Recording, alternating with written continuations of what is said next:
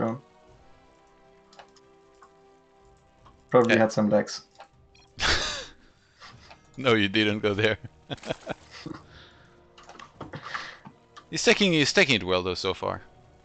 We haven't seen any caster just like completely snap after losing. Yeah. They've all taken pretty well. We've seen Yogo quit with the 1G. I usually only do that when I'm super pissed. Not sure if it's the same for him or if it even was a mistake. Yeah, do you read that much into that stuff? I could see him being a bit angry, yeah. After losing to Protoss twice. And I think Yogo is also someone that's very emotional, right? Like that rage quits from time to time. Really? Yeah, Yogo strikes me as like the super respectful type that would never say anything bad.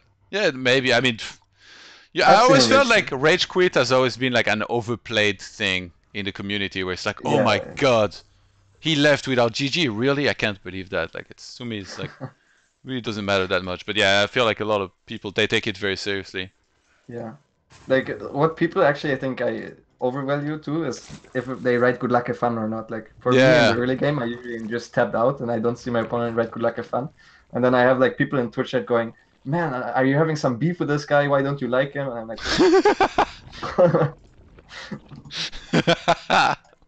are you having some beef with this guy?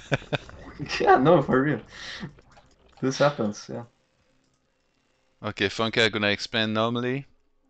I feel like FunKa is like, there is some good things in his play, like he knows how to expand, like, you know, get a lot of bio going, but if it definitely, from the moment you start taking a third base, maybe it falls a little. And I feel like that's maybe because, you know, like he used to be super active on StarCraft 2, but now he definitely, you know, cast a bunch of other games and stuff, so maybe it shows in his play a little bit, right? Maybe he's not playing as much. And from the moment he starts taking a third base, you know, maybe we'll float like a few more minerals or have too many SCVs saturating like some of his first few bases and stuff. But he did practice for this tournament to try and get in a better shape. I think a lot of casters, they took this one quite a bit seriously. Yeah, I saw Wardy hitting the ladder too, which is not the most common, I think. Yeah, Wardy had a decent showing, I think that's what we could say. Yeah. I think there's definitely, this is mostly for the pride, but there's actually a sick prize pool here too, so. Yeah. I would practice if I was a caster for sure for this one. I still feel like there could be more done in terms of getting in touch with the pro player and being like, alright, you're gonna coach me, you're gonna tell me builds on every map and like against every opponent, and I'll just listen to what you say and make the best happen from there. I don't know how much that actually happens, but I do feel like maybe not enough. Then again, I mean, it sounds, I don't know, you know, what kind of like friendship they have going with some of the pros, right? You would have to be pretty close to one of them to be like, alright, just like coach me please and tell me what to do. Yeah, for sure. I mean, like if Rotti would ask me, hey, how do I beat Jim Rising? I would show him some build orders. I would give him some knee replays. And I've been encouraging him actually to do that, to get in touch with some pros and stuff and like, you know, get some advice before his matches. But I feel like he's like a very prideful person who also plays specifically his style, and even told me that. He's like, yeah, I'd rather do my own builds than doing somebody else's build that I won't do as well. Yeah, that's true. Rotti especially has a very specific style. And no normal openings for sure. Actually, Emil going for a second gas here. Okay, so he's gonna go for something similar as he did in the last game, but it's gonna hit a bit later. And it's already pretty much the worst case for him because this is gonna be a benchy opening here for FunKa. Yeah, and with Cloak as well. Yeah, I don't know. But with the second gas, I think it's an all-in for sure for Emil. So he's staying true to his style. At the very He's taking least. a third gas though. Are you sure? I don't know about that. I mean, it has to be an all-in, yeah, but the third gas is a bit overkill. I guess he wants to have a lot of Ravagers. Usually the drone count you want to have with 3 gas all-ins is 41 to 44 drones. And usually with 2 gas you want to have around 32 drones as a Zerg player, if you want to go for the aggressive timings. And we see him making a lot of roaches now too. See, the problem with this is, usually if you do this as a Zerg, you scout for whether or not it's Banshee. And if it's Banshee, you go for a lair and drop queens. And if it's no Banshee, you can just go the way he's doing it right now. But there will be Banshees and there won't be any queens and no overseers, so... What do you think about an Archon mode tournament? If I organize an Archon mode tournament, would you want to play in it? Yeah, Yeah, I actually talked about this a bit on my stream as well because we played some icon matches for fun and they were actually super high level. Really? Yeah, I Who was actually playing with who? uploaded it to my YouTube. It was Laser, Stefano, and me versus Special Calazur and Soul. 3 people. Yeah, it was an insane game. I like if you guys didn't watch it, just you can check it out on my YouTube. Well, what's your YouTube? It's Lambo's YouTube. Okay, I'll have a look later. I'm thinking, like, I don't think it would be that hard to organize, and it could be very interesting. Yeah, I think so too. Like, so you will play with these guys, Stefano and somebody else?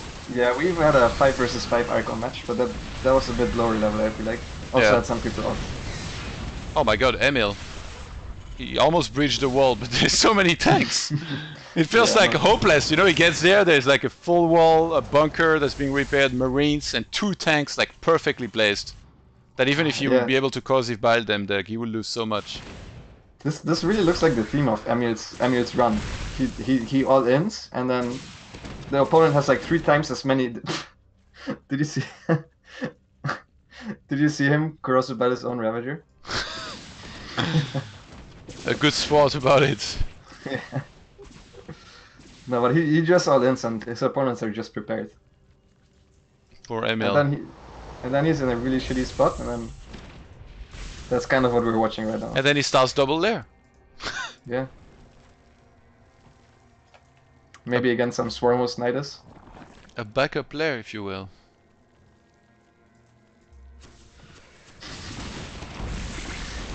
Wait, how did that... He doesn't have the flyer helper, maybe? How did that miss? Yeah. I mean, it doesn't show if they're cloaked, right? The flyer helper. Oh, yeah. But... Oh, you get the... Yeah, I guess the shadow doesn't help, it's further out. Yeah.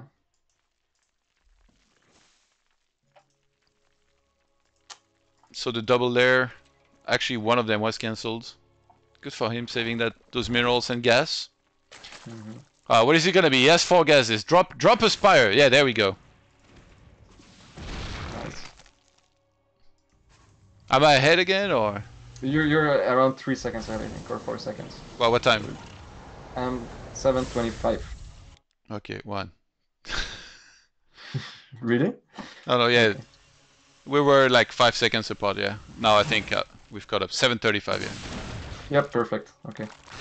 So yeah, he's going for, I guess, Mutas, but there's gonna be Marines, and there's gonna be a lot of them. And I think any moment FunKa decides to push, he will just end the game.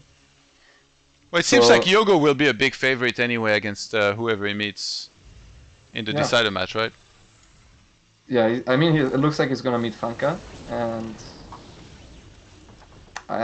I mean, we saw FunKa's TVZ already a couple of times now, because he also played against Alex the Zerg twice. Yeah. And it didn't look that impressive, honestly. It didn't look that bad, but Yogo being a Grandmaster player himself, I feel like should be the favorite here.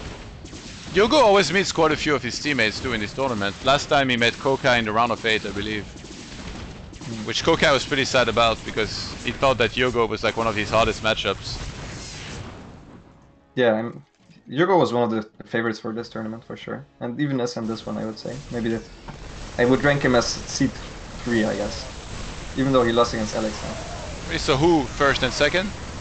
Rotti and Jim Rising. Rotti as first? Yeah, I'm gonna put Rotti as first. Damn. Harstem as well gives. Oh my god, that's a lot of overlords that die real quick. Yeah, he's typing something right now, right?